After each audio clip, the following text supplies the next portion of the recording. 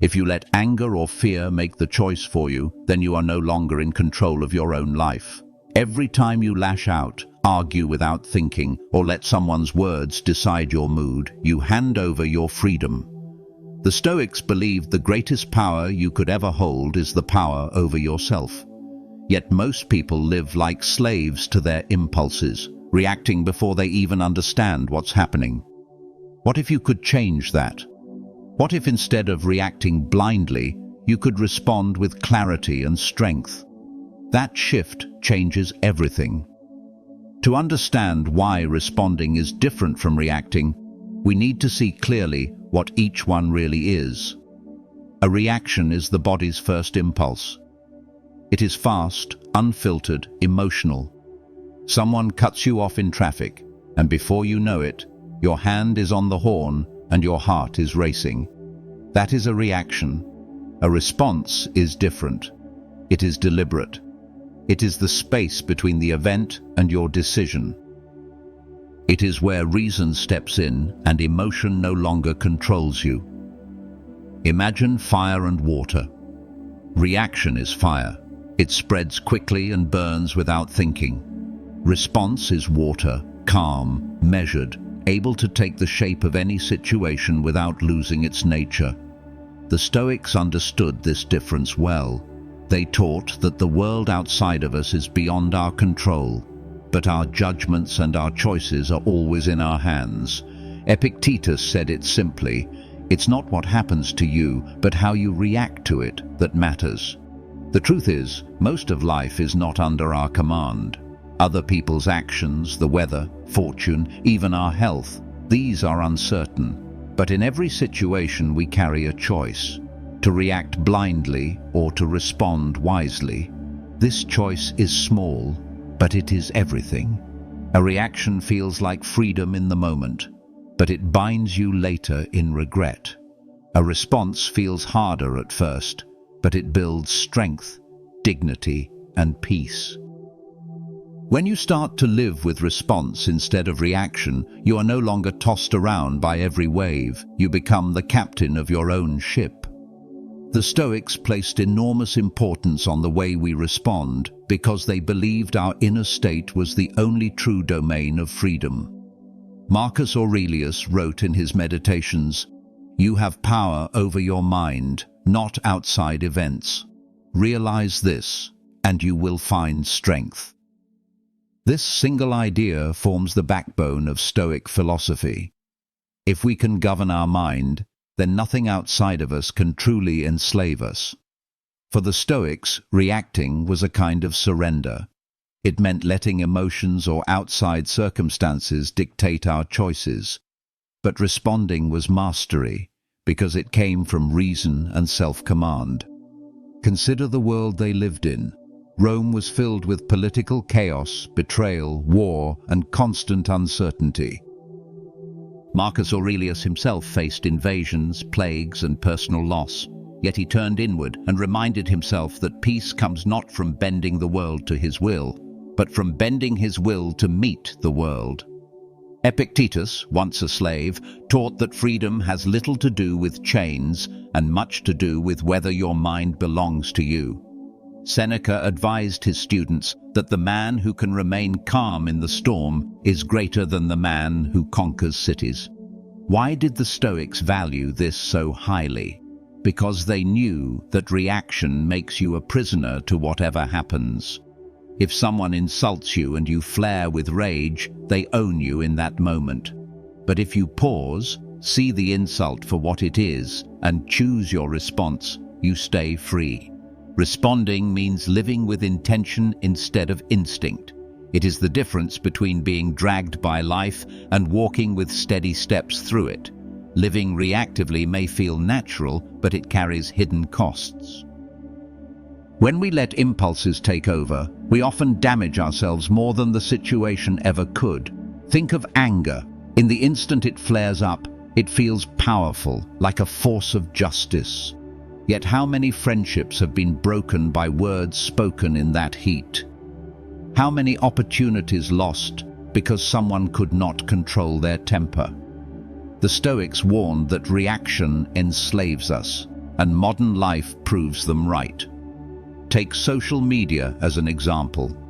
One post or comment can trigger a flood of outrage, and within seconds, people are at each other's throats. Hours later, regret settles in, but the damage is already done. Or consider road rage. A small inconvenience turns into reckless behavior, accidents, and sometimes tragedy, all because of a momentary reaction.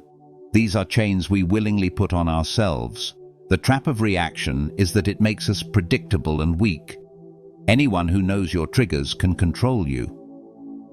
If someone can press a button and make you explode, they own your peace of mind. Epictetus compared it to being a puppet pulled by strings. You may believe you're acting freely, but really, you are being moved by forces outside of you. A reactive life is an unexamined life. It is being tossed back and forth by every insult, setback, or inconvenience, never standing firm. To the Stoics, this was a kind of madness, because it gave away the very thing most precious to a human being, the rule of one's own mind. To escape the trap, we must learn to see reaction for what it is, a thief of freedom, and begin to replace it with thoughtful response. The pause is where freedom lives. Between what happens and what you do, there is a small space. Most people rush through it, letting their emotions pull them forward without question. But if you can slow down and hold that space, even for a moment, you gain the power to choose. This is what the Stoics practiced, the art of delay, the strength of restraint. Epictetus reminded his students that it is not events themselves that disturb us, but our judgments about them. An insult is just sound waves in the air until you judge it as an attack. A delay in traffic is only time passing until you label it an injustice. When you pause, you interrupt the chain between event and reaction. You give yourself a chance to ask, what is really happening here? Is this worth my peace? Think of a simple example. Someone insults you.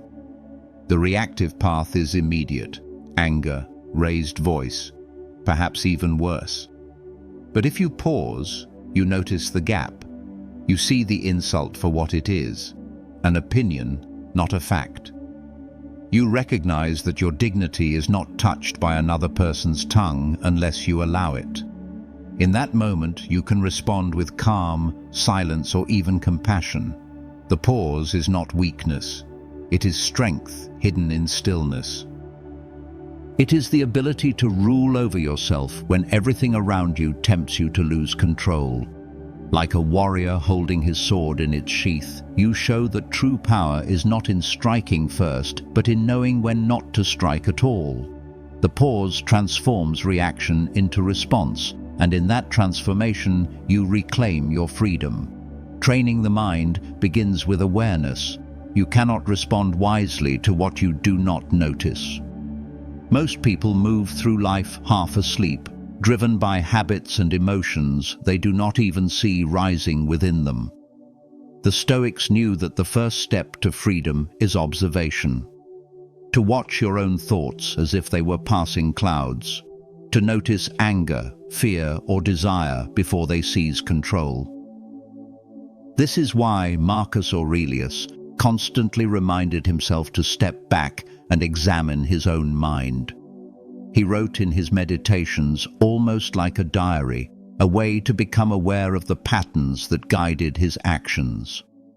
Modern practices like mindfulness echo this same truth. Awareness does not mean suppressing emotions, it means seeing them clearly without instantly obeying them. When you notice anger bubbling up, you can say to yourself, "Here is anger, a natural impulse, but I do not need to serve it." Imagine sitting by a river and watching leaves float by. Each leaf is a thought, an emotion, a judgment. If you reach for every leaf, you are pulled into the current. But if you watch them pass, you remain steady on the bank. This is awareness. It gives you the distance needed to respond rather than react. Developing awareness takes practice. At first, you may only notice after you have already reacted.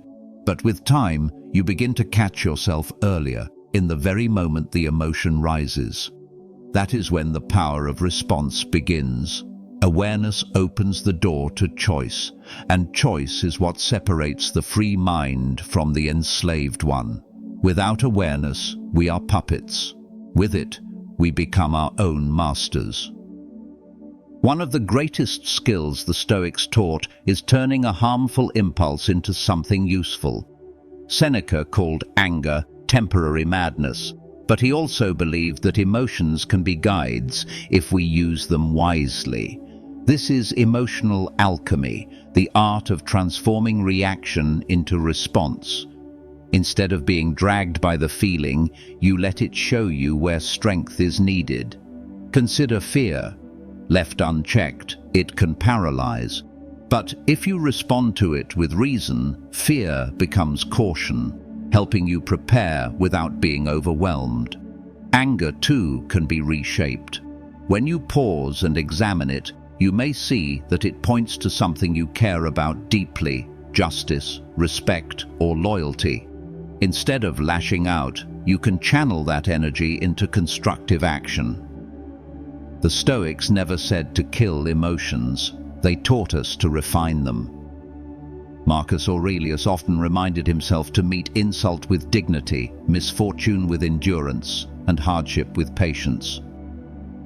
In every case, the raw material of emotion can be reshaped by reason. Think of a blacksmith. The ore he receives is rough and unshaped, but with fire and discipline, he forges it into steel. Your emotions are the same. They are raw material, not final commands. This is not easy. Reaction feels immediate and satisfying. Response feels slower and requires effort. But over time, the effort pays back in peace and strength. When you begin to see every emotion as a messenger rather than a master, you unlock the ability to choose your direction. That is the Stoic way, not denying what you feel, but transforming it into something that serves your highest self. The Stoics practiced what they called the discipline of assent. This meant that not every thought or impression deserved to be believed. The mind receives countless impressions every day: someone's words, a fleeting emotion, a memory, a fear. To react instantly to each one is to live without guard, letting anything and everything into the inner citadel. But to practice assent is to stand at the gate of the mind and ask, is this true? Is this useful? Does this deserve my agreement?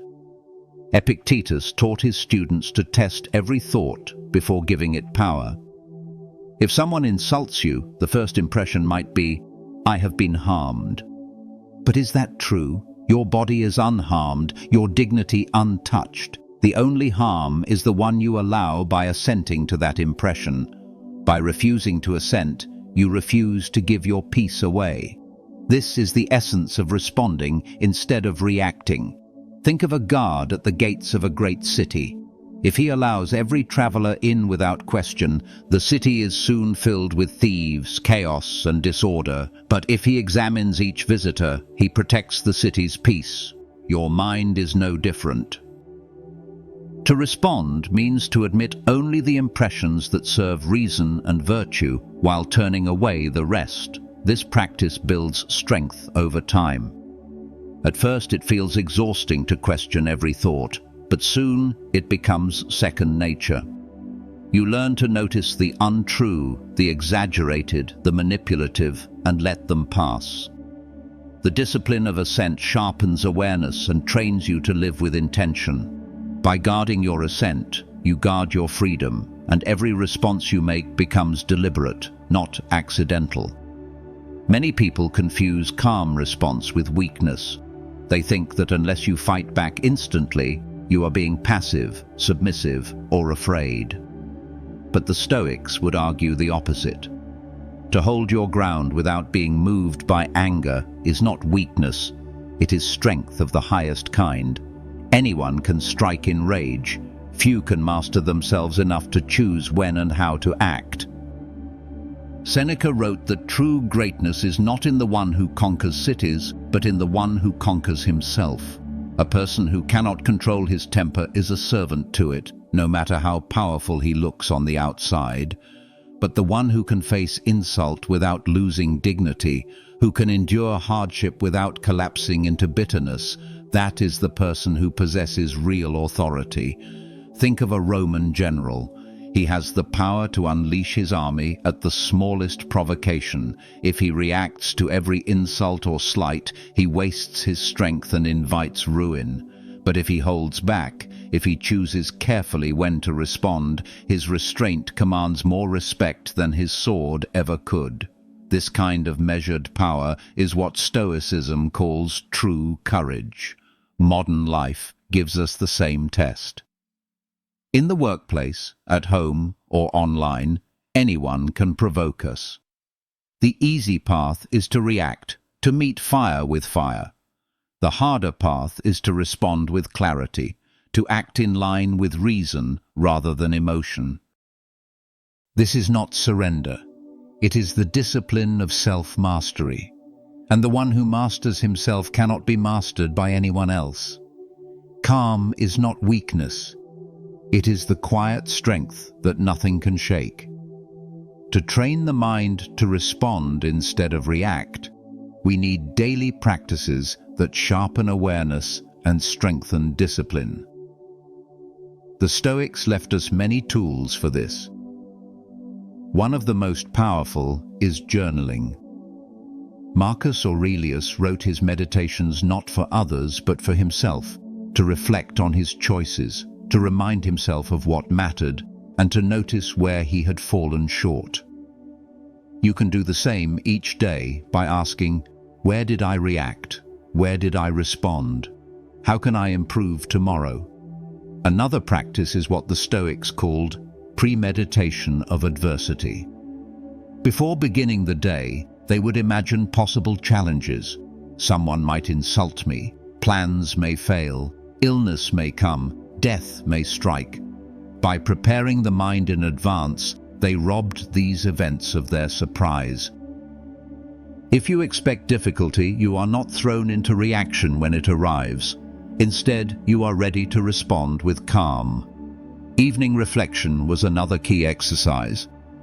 Seneca advised reviewing each day before sleep, examining moments of weakness or strength. This was not about self-criticism, but self-mastery, learning to recognize patterns so that the next day would be better. Over time, this builds a mind that acts with reason first, emotion second. You can also practice in small ways throughout the day. When something minor annoys you, traffic, waiting in line, a rude comment, use it as training. Ask yourself, what would a Stoic do here? The more you practice in small trials, the stronger you become for greater tests. Responding is not a talent, it is a habit formed through repetition. And like any discipline, it grows stronger the more you exercise it. Perspective is the lens that shapes every response. What seems unbearable in the moment often becomes small when seen from a higher view. The Stoics constantly reminded themselves to step back, to look at life from above. Marcus Aurelius would write about the vastness of the universe, how generations before us have come and gone, and how soon we too will be forgotten. From that perspective, is it worth losing your peace over a rude word, a delay, or a small setback? When we react, we are trapped inside the moment. The insult feels like the end of the world. The inconvenience feels like an injustice. But when we widen our view, the sting fades. A flat tire is frustrating, yes, but in the span of a lifetime, it is nothing more than a passing detail. This shift in perspective is not about dismissing problems, but about placing them in their proper scale. Imagine holding a coin close to your eye. It blocks your vision entirely, but when you move it farther away, it becomes small against the backdrop of the horizon. Perspective works the same way. The Stoics taught that when you enlarge your view, you shrink the power of the obstacle. Responding wisely often comes down to this simple act: stepping back before you act. Ask yourself, will this matter in a week, a year, or a lifetime? If not, then let it pass. The more you practice this cosmic view, the more difficult it becomes for small irritations to steal your calm. With perspective, you are no longer at the mercy of every moment. You are guided by the bigger picture. Reactions often create chains that bind us long after the moment has passed. One harsh word leads to another, then another, until the conflict grows larger than the original cause. A single insult can ignite years of resentment. This is the danger of reaction. It multiplies itself, feeding a cycle that is hard to escape. What begins as a spark can become a fire that consumes relationships, peace of mind, and even entire communities. The Stoics saw this clearly. They understood that reacting in anger or fear doesn't just affect the present moment. It sets in motion consequences that ripple outward. Each reaction invites another. When you lash out, the other person often lashes back. When you take offense, others feel justified in returning it. Reaction begets reaction, and soon you are trapped in a chain that pulls you further from freedom. But response has the power to break the chain. When one person refuses to respond with equal hostility, the cycle ends. Think of someone cutting you off in traffic. If you react with anger, you might escalate the situation, creating danger for both of you. But if you respond with patience, the chain stops with you. This is not passivity. It is strength in refusing to be dragged by another's impulse. Marcus Aurelius wrote, "The best revenge is not to be like your enemy." A calm response severs the link that would otherwise bind you to another's anger. You walk away free, unburdened by their actions. Reaction is bondage because it ties you to the storm of others. Response is freedom because it keeps you anchored in your own reason. Every time you choose to respond, you choose to end the chain. The value of responding instead of reacting is best seen in real lives. Take Cato the Younger, a Roman statesman admired for his Stoic discipline. He was often insulted in the Senate, mocked for his plain clothing and blunt honesty.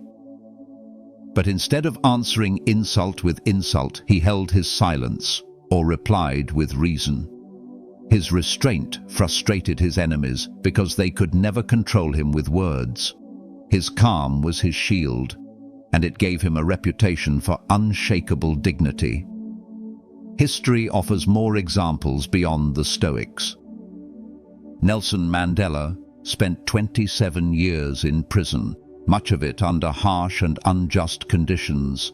Many would have emerged bitter, filled with the desire for revenge. Instead, Mandela responded with forgiveness and reconciliation. His ability to rise above reaction changed not only his own life, but the fate of an entire nation. His response broke the cycle of hatred that could have consumed South Africa. In daily life, the same principle applies. Consider someone who faces constant criticism at work. If they react defensively each time, tension grows and trust is destroyed.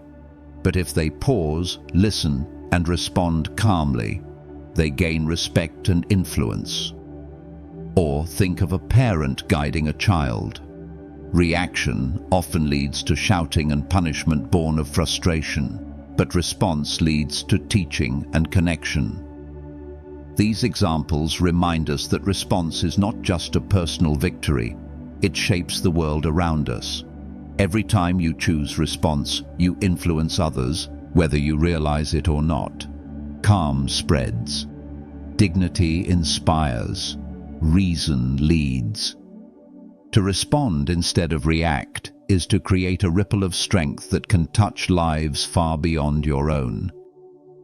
At the heart of Stoicism lies a simple but profound truth. Mastery of self is the highest form of freedom. The climax of learning to respond instead of react is realizing that no one and nothing outside of you can truly control your mind.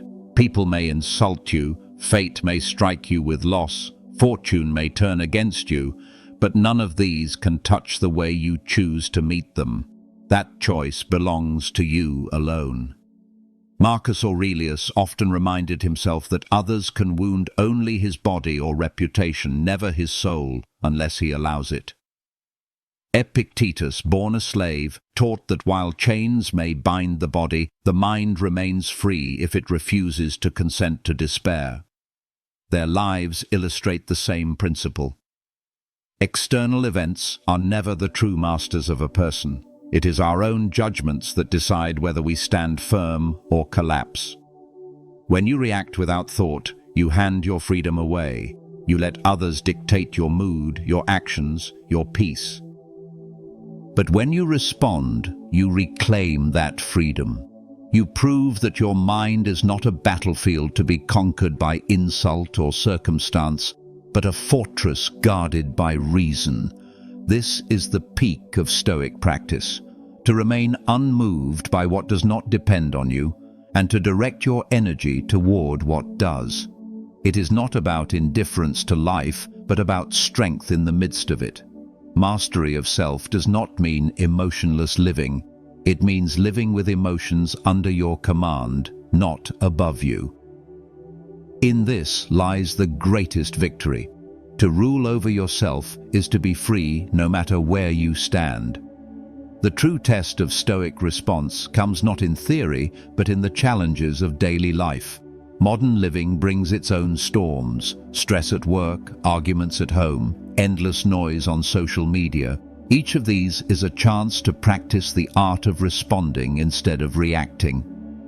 Imagine a heated meeting at your job. A colleague criticizes your work unfairly. The natural reaction is to defend yourself sharply or retaliate. But if you pause, breathe, and respond with clarity, you shift the outcome. Instead of escalating conflict, you create space for reason. Calm earns respect in ways anger never will. Family life presents similar tests. A child disobeys, a partner forgets something important. Tensions rise. Reaction often fuels arguments that leave scars. Response, however, allows you to guide, teach, or forgive. The household shaped by response is steadier, calmer, and more loving. The difference may be only a few seconds of pause, but the result lasts far longer. Even in the digital world, where outrage is the common currency, response is a rare strength. When others argue online, quick reactions create division, but choosing to respond, or sometimes not respond at all, preserves dignity. You do not need to fight every battle to prove your worth. These are not small matters. The Stoics knew that philosophy is not just for lecture halls, but for kitchens, workplaces, and streets. Every moment of irritation, every test of patience is a chance to practice. Response is not only for emperors and philosophers, it belongs to anyone willing to train their mind. And, in a world addicted to reaction, your choice to respond is both a shield and a light. To live with response instead of reaction is to live with intention. The Stoics saw this not as a single act, but as a way of life, a discipline to be practiced daily. Life will always bring insults, delays, losses, and trials. You cannot stop them, but you can decide how to meet them. Reaction is the path of least resistance. It demands nothing of you in the moment, but it leaves you weaker afterward. Response requires effort at first, but it builds a foundation of strength that endures. When you begin to see response as a habit, everything changes. You stop being dragged by moods or the moods of others. You walk through the day with a steadiness that does not vanish when storms come. Marcus Aurelius called this the inner citadel, a fortress built inside that no one can breach without your permission. That fortress is built brick by brick through practice, reflection, and the daily choice to pause before acting. This way of life does not make you emotionless, it makes you free. Free to feel anger without being consumed by it, to feel fear without being paralyzed, to feel joy without clinging to it desperately.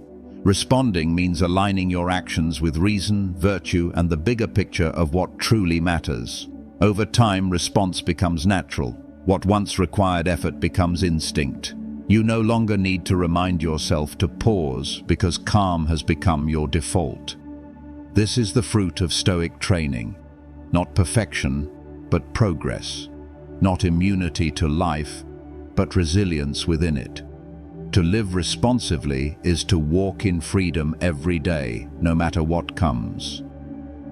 Keep training your mind to choose response over reaction. If this message gave you strength, subscribe for more Stoic wisdom to guide your journey.